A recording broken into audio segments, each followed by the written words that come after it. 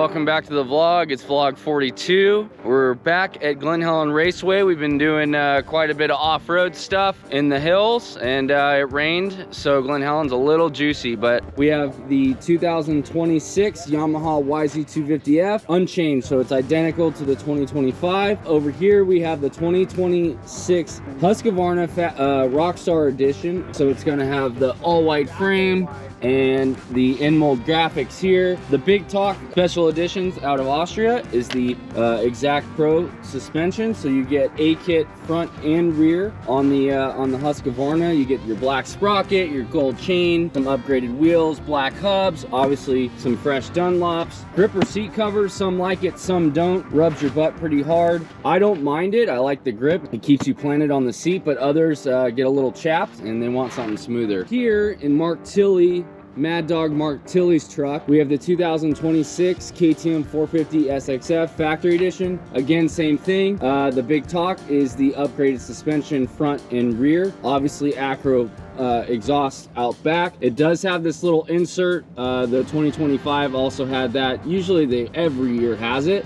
I like the bike because it's really quiet. It will tame out the power delivery with this insert, but you can easily take that out, and just know when you do, she gets a lot louder. Not for me, but hey, it's that's a preference thing at that point. Orange sprocket, orange hubs, gold chain, upgraded wheels. You got some orange nipples, all the little Gucci parts. Pretty much they've thrown their KTM hard parts catalog at it. You can see the skid plate. I do like that. You never know, tracks like Glen Helen with big rocks, even on the motocross track, can come up and hit the belly of the bike, and you just don't want that hitting your cases. So that's what we have today to shoot, and Ron is here. Ron, welcome back to the vlog. We've missed you. We know you were in... I was in Panama. You were in Panama. Did you hit the canal? I visited the canal zone. It's not Jimmy like Carter gave it away, I think, in the 60s. Well, he gave it away a little bit in like 77, and then finished giving it away like after Noriega, which was kind of a drag, because China has moved into the ports now. They own the ports. The canal's still Panama. A lot of stuff we could have done different there. And Tilly, what do you think about the Panama Canal? I think that there's water in it. What we're doing here, and what I heard you talk about over there, it sounds like you know these motorcycles, like maybe you ride them or something like that. Like I heard you get pretty intimate with the seat, which is, I'm the opposite. I don't like those seats because it does kind of rub your backside raw. I like something more like what our partners at Seat Concepts do with their non-rip seats and the Grip Pro seat. So something a little bit friendlier on the backside. Fun fact, KTM hard parts, it's in their catalog for actually not just this chassis, but the old chassis as well. They make a full seat, and it has a gripper seat cover already on it, and it doesn't have the ribs. So if you wanted like an in-between, you could go buy that gripper seat cover or seat all complete. You just mount it up, swap it out. I personally have done that. It's pretty darn good, and it's actually pretty inexpensive compared to what's out there on the market. I was pleasantly surprised. I mean, don't quote me, but I think like under $100, like fully built, ready to go, and it's pretty damn good. You know, that's pretty cool about the factory editions is they have connectivity for Lit Pro stuff. Oh, good point. I missed that. For the average guy, that may be not a big deal. If you do a lot of testing though, or if you're a coach, like I'm sure Lipinovich will be tuned into this pretty soon. You know everything about the lap you just did as soon as you pull off the track. And so if your coach is going like, well, you need to be in third when you go off that jump, and he goes, oh yeah, I'm in third, and then he looks at the stuff and goes, you are in first, big loser. And there's no, you can figure that stuff out on the fly, make changes, gearing, whatever. Well, and I think you're right too, because Lipinovich has had this bike since we picked it up from the unfortunately from the factory, and he's been putting time on it and putting a fairly decent amount of time on this before it actually goes to its final destination. So we actually had to change some of the numbers and stuff like that. Like we had to put a new hour meter on it because Lipinovich has already worn out 1 hour meter. So this bike actually looks really good for the amount of time that it has on it. But I think you're right when it comes to coaches and the guy that is really into it. The connectivity thing is really, really cool because it actually gives you a lot of information that to maybe the average guy, not that useful, or if a guy just wants to tinker with it, Yeah. there is a lot of people like to do that. No, it does require a subscription, so it's not free. I mean, they give you all the hardware to connect to it, but in the long run, you've got to subscribe to LitPro to get all the data. But it does give you way more data on this bike than any other bike that might have a LitPro on it, because it's connected to the motor, you know, and it knows what RPM you are on what part of the track. And it's a little bit different from some of the other connectivity things like Yamaha. Does Yamaha's have the LitPro system and all that kind of stuff? Because it does make it, like you said, there's a lot more information that you can get from the LitPro system, correct? Yeah, Yamaha was way out in front with just engine tunability through Wi-Fi. So this is Bluetooth for one thing, it's not Wi-Fi, but it gives you a little bit of that, not as in-depth as Yamaha's at all, by offering, it has the GPS on it and all that. That's just a different dimension, very different from what Yamaha has. Yeah, so every bike, for the most part in the 450 class, has some sort of phone app now. I still, you know, going back and forth with all the bikes, and maybe you guys are different, but I still think the Yamaha is, like, at least for me, like dummy proof. Like I can hop in there, like I know it's really easy to find engine hours, oil change. Like, to me, jumping in and not even being super familiar with the Yamaha, that's been the easiest app to hop on and just go. And I think they set the standard. I mean, let's be honest, Yamaha, what they came out with, they've made upgrades and they made changes throughout the years, but what they came up with in the very beginning kind of set the standard of what we think of. And I'll give it to Cowie, they've come a long way, and it's pretty darn good too, but I'm just saying, I think Yamaha is just like, yeah, like you said, they got out of the gate fast. I think you're right. I think everybody is it's kind of when certain bikes are way up here, they kind of, all the other manufacturers go to that bike and they test against that motorcycle. I think everybody's doing the same thing. Again, like you said, Kawasaki has come a long way. A couple other manufacturers have got with Get to do a lot of their stuff. So it's kind of cool. For me personally, I don't mess with the apps a lot. It confuses me because I'm confused really easily. I don't mess with them a lot unless I have somebody that knows what they're doing. Once I get a setting on a bike that I'm riding a lot, I leave it that way. But it is nice. There is people that like to do a lot of that stuff. For me, I want to ride more and tinker less. And I guess if you were going to ride something like, let's just say, because it's in front of us, the KTM, I mean, if you were going to ride some off-road or something else that you don't normally do, you at least have the potential to maybe tune it down a bit from your motocross setting that you might be running out here, a fast track like Glen Helen. Well, and it's nice. I mean, Ron and I are two completely different people. You're another person. Like, we all have our things that we like and things that we do, and it's pretty amazing that we have bikes that are so good, one, and then bikes that can be adjusted to just about anybody. You can take a yellow bike and a green bike and a blue bike, and within the day, if you do some tinkering, you can get it to where you're comfortable on the motorcycle. So it's kind of whatever one you like. So it's pretty amazing that the manufacturers are giving us all of this connectivity and all of these options. Yeah, the bikes are expensive, but you know, it's definitely, we've never had as many options as we have today when it comes to different motorcycles, and we've never had as connectivity or as adjustable bikes as we have today. So it's a pretty amazing time.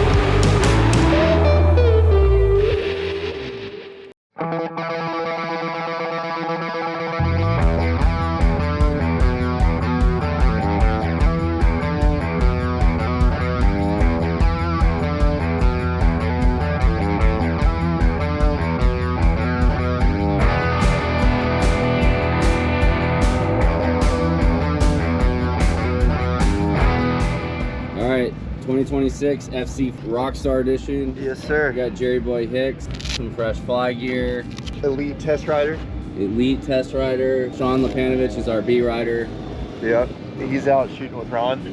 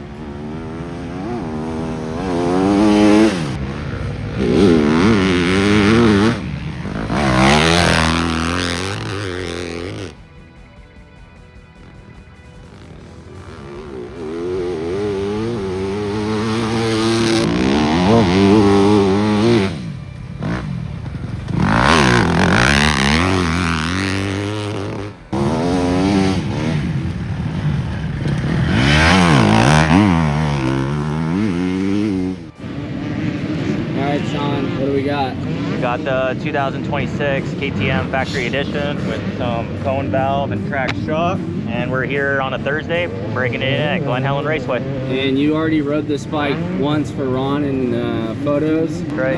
Notice anything about the cone valve or the bike or anything? I personally love the cone valve, the spring forks. Glad it came with the bike now. If anyone's looking to get one of these, they come on the factory editions on the 250 and 450 2026s. Definitely worth it. We'll see what you can do out there.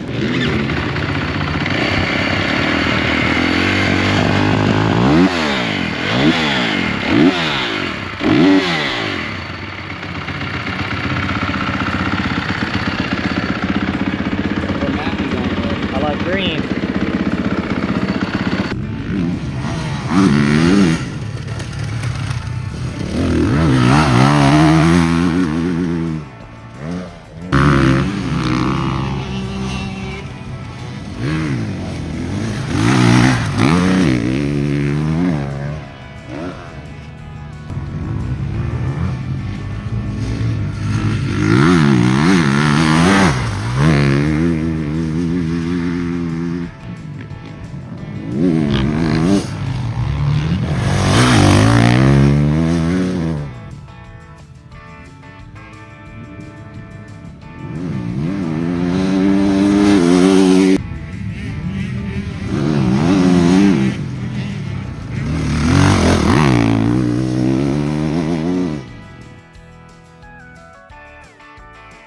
What's up, guys? And we are back. It's still vlog 42. Another day, another shoot. This time we have off-road close course competition 250s. That must mean only one thing. It's our 250 2026 off-road shootout. So we have the 2026 Honda CRF 250 RX, the 2026 KTM 250 XCF, the 2026 KX 250X, the 2026 Triumph TF 250C. Well, I can't show you because Ron's shooting right now, but we have the 2026 Yamaha 250 FX. All these bikes do come with kickstands. Some come with handguards, some do not. Some come with a skid plate, some do not. But these are all your off-roader closed course competition models. They got a lot of pep in their step for being off-road. They're not as backed off as, like, say, a KTM 500 EXCF or your 450 RL. These things are pretty peppy. They're snappy. They mostly all have O-ring chains. suspension tuned for off-road, an 18-inch rear wheel, suspension front and rear also tuned for off-road. Some have mapping also done to the bike that is for off-road spec instead of your motocross style. Like the Yamaha 250FX, it has a 6-speed gearbox instead of 5, so that's also something to spread out the engines on these a little bit, the power for off-road use. And lastly and surely, we have Mark Tilley, and Mark is pointing at things at me and saying, what about this and what about that? So Mark, now's your turn to tell the people. Well, no, you knocked it all out. They all come with off-road specific Dunlop tires, some of them AT81s, some of them AT82s. The only 2 bikes that do not come with handguards, and this is something new to me that I didn't know, is the Kawasaki and the Yamaha. The Yamaha does come up with the skid plate. The Kawasaki doesn't come with a skid plate.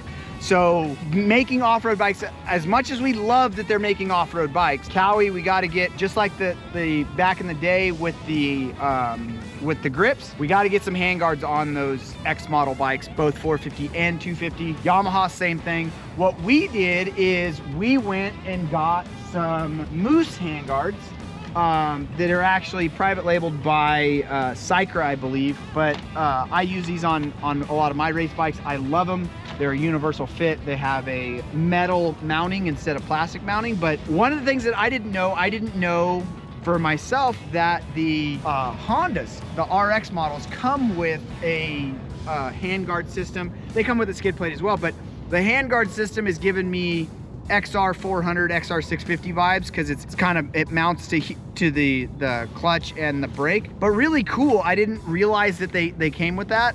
Sometimes I'll see bikes afterwards and I won't see them when they come completely stock, but these bikes are completely stock. No aftermarket stuff except for, like I said, the handguards on there. And then Factory Effects gave us some graphics for them to make them look a little bit more racy, but I'm excited. We decided to do this instead of doing a motocross shootout because, as you guys know, a lot of the 2026 models didn't change from 2025. So rather than just regurgitate a shootout, we decided, you know what, let's do something a little bit different. Let's go back to the roots and let's do a off-road shootout. And a lot of these bikes are pretty close to, like what you said, Travis, a lot of these bikes are pretty close to the motocross models. They're just a little bit more refined for off-road. Yeah, so tailored and big tank, larger tank here. I believe this is a similar tank on the Cowie, and it looks like a different tank here on the Triumph. The Yamaha, I believe, is similar tank.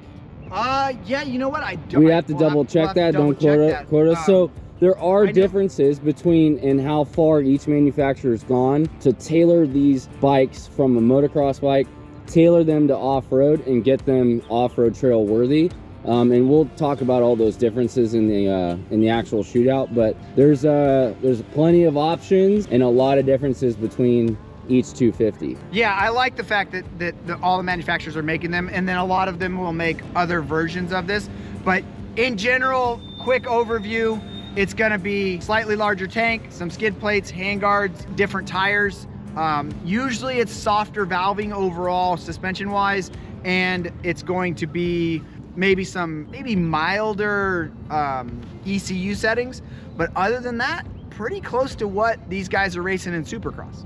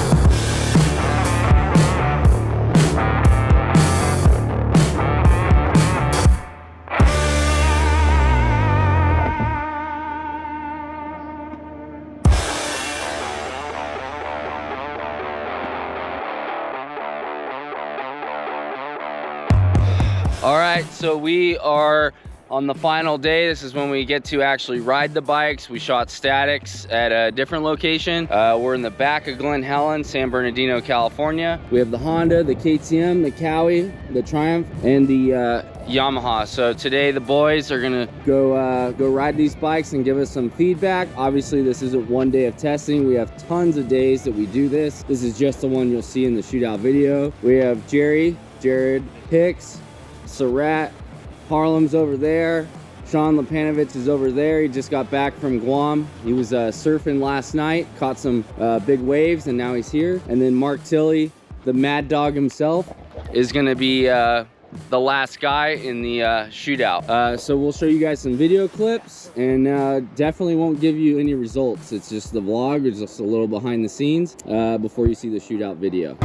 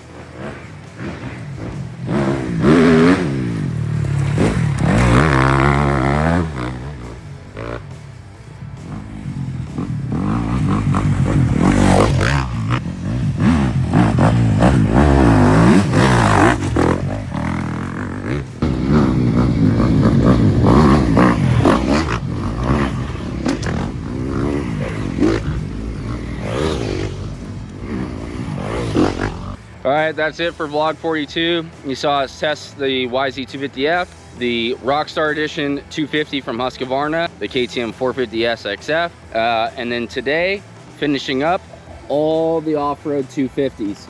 So you'll see that in an upcoming video on the YouTube channel, and as well as dirtbikemagazine.com, where we always have the latest news, reviews, and bike tests. We're slamming them on there all the time. Before you head out of here, hit that subscribe button, and we'll see you down the trail.